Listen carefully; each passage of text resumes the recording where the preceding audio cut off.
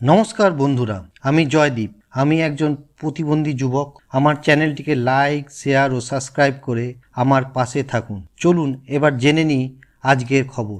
আজ 10ই জুলাই 2025 মার্কিন president Donald Trump ঘোষণা করলেন 1 আগস্ট থেকে ব্রাজিলের সব পণ্য আমদানিতে 50% শুল্ক আরোপ করা হবে।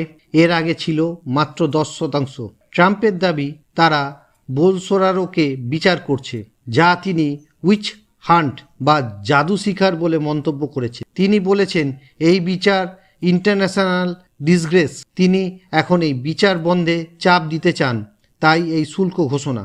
ব্রাজিলের প্রেসিডেন্ট লুইস লুলা দা সিলভা জবাব দিয়েছেন, আমরা কোনো বৈদেশিক হস্তক্ষেপ মেনে নেব না, এবং বলছেন দেশের ইকোনমিক রেসিপ্রোসিটি ল অনুযায়ী জবাব দেওয়া হবে। এই শুল্ক মার্কিন ব্রাজিল বাণিজ্যকে তুলে দেবে এক নতুন সংকটের দিকে। যুক্তরাষ্ট্র ব্রাজিলের বড় ট্রেড পার্টনার। তারা 2024 সালে প্রায় $920 বিলিয়ন লেনদেন করেছে এবং এতে মার্কিনীদের ভালোই লাভ হয়েছে। ট্রাম্পের এই পদক্ষেপ শুধু একটি শুল্ক বৃদ্ধি নয়, এটা ব্রাজিল যুক্তরাষ্ট্র রাজনৈতিক ও অর্থনৈতিক মিত্রতার উপর এক চ্যালেঞ্জ। এর প্রতিক্রিয়া কি হবে, লুনা কি পদক্ষেপ নেবে, তা সময় বলবে।